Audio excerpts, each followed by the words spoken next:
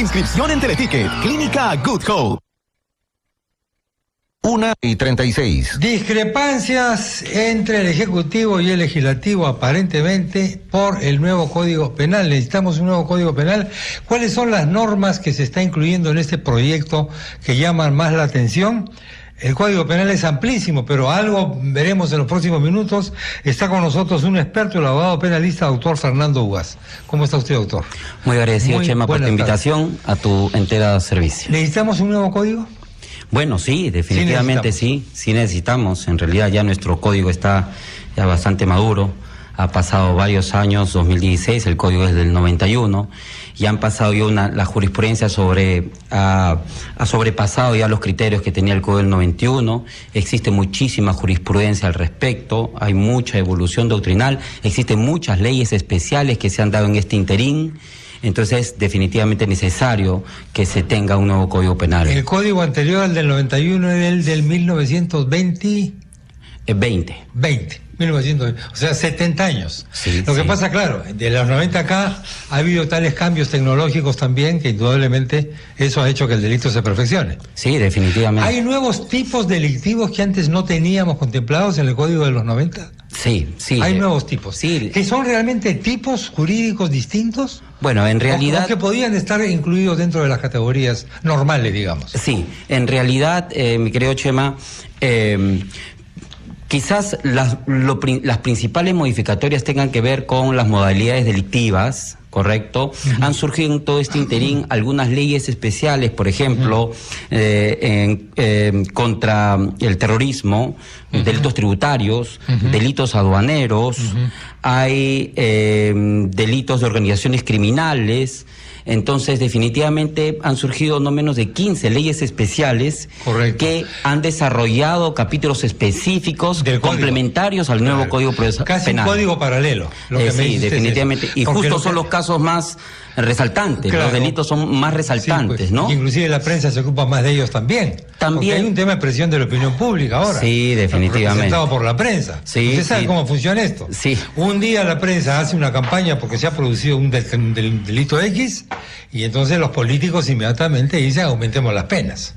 Sí, tal cual es. Falta eso. Bueno, es en realidad una relación interesante analizar la relación prensa y opinión política. Las leyes que hemos tenido, las leyes que usted menciona, constituyen una tipificación del delito, prácticamente. Sí, correcto. Que debería estar dentro del cuerpo, el corpus del correcto, cuerpo. Total. Claro. Y eso es lo que hay que incorporar ahora. Sí, totalmente. Aparte de otras... Sí, miren, simplemente para cerrar esta idea. Nuestro cuerpo penal, sistema penal, está conformado por un sinnúmero de libros que nuestros oyentes lo deben tener claro. Claro, sí. Está el Código Penal, el Código Procesal Penal, y el Código... Es todo un tema. El procedimiento penal, oiga, que es súper polémico también, ¿eh? Tal cual. Y el Código de Ejecución Penal, es el sistema penitenciario. De tal manera que cada una de estas normas en sistema han venido con una serie de complementos, modificaciones, ampliaciones, leyes especiales.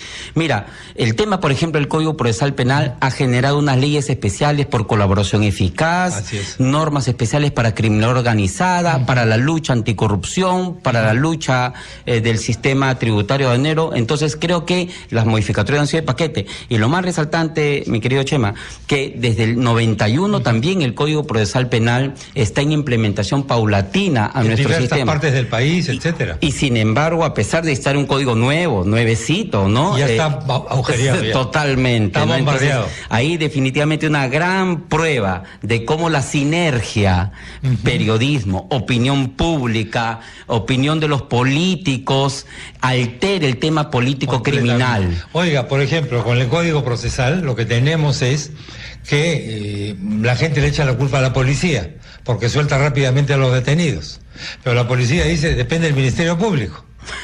Y el Ministerio Público lo que dice, no, es que la ley es una ley garantista, yo tengo que respetar ciertos derechos, etcétera, etcétera. Y al final el ciudadano dice, ¿a quién le creo? Dios mío, ¿no? Mira, Chema, nosotros tenemos una experiencia con respecto a ello. Hicimos una auditoría de cómo se iba implementando a 10 años de vigencia del nuevo Código Procesal Penal en Trujillo, en Tacna, en Arequipa y en Huaura. Muy bien. Y lo resaltante es que las principales problemáticas no eran normativas, eran problemáticas de carácter cultural, operativo y hasta logístico. Ejemplos muy concretos, Chema, simplemente para cerrar la idea.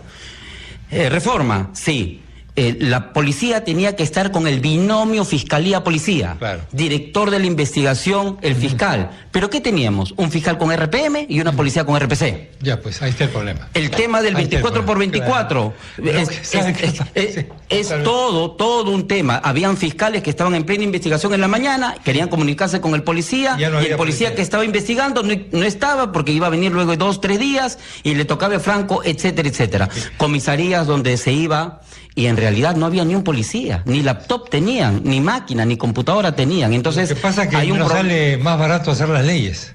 definitivamente, ¿no? El papel aguanta todo, ¿no? El papel aguanta todo. Sí, pero a pesar de todo ello tenemos que darle fortaleza y tenemos que darle respaldo a la reforma procesal penal y a la reforma penal. En esta última reforma en la que estamos, que parece que hay un conflicto de poderes aquí sobre ciertos temas, se está diciendo cosas como esta, por ejemplo, que hay penas ridículamente bajas en un caso, léase el caso de Difamaciones. del genocidio, por ejemplo, y estas penas, dice 35 años de prisión como máximo para el genocidio y cadena perpetua para el sicariato.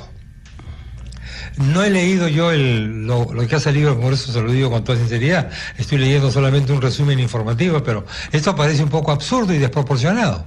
¿O no es tanto? Sí, definitivamente. O hay que escarbar un poquito más en la superficie. Sí, definitivamente. En realidad, el sicariato, por ejemplo, es uno de los tipos penales novedosos, implementados, ¿no? Claro. A propósito, ahí tiene todo un problema también migratorio, por cierto, de ciudadanos de otros países que han venido a implementar una serie de estrategias delictuales a nuestra ciudad. Pero qué duda cabe que el genocidio es más grave. Es un tipo penal de lesa humanidad que va en contra de los derechos fundamentales. Existen tratados internacionales, convenios internacionales que sustentan su criminalización. Genocidio, por ejemplo, Ruanda, genocidio. Tal cual. Entonces, este es un ejemplo claro y concreto de cómo la política legislativa no está acorde con la política criminal. De tal manera que esta ilogicidad, esta incoherencia en la graduación de las penas, también no lo vemos solamente ahí. Estamos hablando de los temas de violencia y resistencia a la autoridad, por ejemplo. Claro. Que en nuestro Código Penal hemos visto que por, botar el gorro o faltar el respeto, digamos, a una autoridad, se están colocando años de prisión. Prisión. Y aplaude a la gente, ¿eh? Ojo. Porque depende en qué momento en qué momento del estado de la opinión pública agarra la cosa. Sí, ¿no? Tal cual. Entonces se le ha echado mucha responsabilidad al tema del proceso inmediato y sin embargo el proceso inmediato no tiene nada que ver con la determinación de las penas. Claro. Entonces cuando uno ve en televisión y le jalan la cortina al sistema penal, ¿correcto? Y observa un juez que está emitiendo una sentencia de 8 años de pena privativa de libertad por un acto de este tipo de resistencia a la autoridad, dice, por un lado aplaudirá, pero por otro lado, cuando todos los días se está metiendo preso a los ciudadanos por este tipo de cosas, ya definitivamente, y entonces la opinión pública, la misma prensa, ingresa a un remolino. Usted ha tocado un punto que es fundamental. A veces el tema no es de leyes, el tema es de personas, de entrenamiento, de conciencia de las personas y de infraestructura. Por ejemplo, el ejemplo que pone de los teléfonos para incomunicarse entre el Ministerio Público y Policía es terrible, lo que ustedes han visto. Y aquí viene el gran tema, el gran desafío es cómo se forma a los operadores del derecho penal. Los jueces penales, por ejemplo, los abogados penalistas, tienen que tener una formación muy amplia. Absolutamente. En realidad ya ahora es más difícil escuchar que a los abogados se les llame juristas. Sí, pues. Y ahora es más difícil hablar en un contexto donde hay universidades de salida rápida, de estudio 1 año, 2 años, muy ejecutivas estas, donde existe una formación cultural mayor, de una mayor profundidad. Me parece que la reforma es una reforma total. En las universidades no les enseñan a litigar a los abogados. Recientemente se está forzando. Tampoco en las universidades se enseñan a conciliar, a acordar. La materia penal es la última ratio, es donde después de que ya no se puede implementar lo civil, lo comercial, la constitucional, ingresa alguien en una materia penal. Pero dime tú, mi querido Chema, si a propósito de la reforma del Código Procesal Penal, hemos escuchado que se están implementando una serie de cortes y escenarios para juicio, pero nunca se ha escuchado que hay escenarios para que las partes acuerden. Sí, claro. El nuevo Código Procesal Penal permite conciliación penal, transacciones, negociación penal, y nada de ello. Le hemos puesto una cortina negra. ¿Sabe por qué? Porque no vende mucho como noticia de repente. Tal cual, y entonces la violencia... Lo que más vende como noticia es un debate entre el fiscal y el abogado. El impacto mediático, etcétera. Entonces la violencia, nuestro sistema está cargado de violencia. Totalmente de acuerdo. De tal manera que tenemos, por ejemplo, casos como las de Rafa León y la sentencia que ha habido hace poco, en la cual, para solucionar un problema de opinión, un problema de discusión entre periodistas, en realidad, que no debería haberse dado esa pena con Rafa León, por supuesto, pero hay otros medios que se deberían haber empleado. Tal cual, ¿verdad? Y simplemente para aterrizar, a propósito de este tema de Rafa León y las modificatorias, si son necesarias o no, en el proyecto ley planteado por el señor Cheput, del 4 de marzo del 2016, donde, por ejemplo, para este tipo de difamación, el delito es el artículo 132 en el Código Penal del 91, y va entre 1 a 3 años. Sí, pues.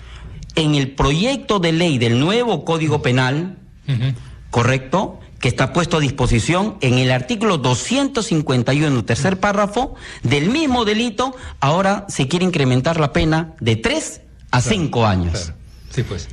Entonces, esas ¿Por cosas... qué? Porque hay un reflejo político de todo esto. Tal cual. Entonces, ahora lo teníamos a Rafa León en un sistema de justicia como el que tenemos ahora, con una reserva de fallo condenatorio, ya en estos otros escenarios lo tendríamos enrejado en pleno día del periodista. Dios nos coja confesados. Gracias, doctor.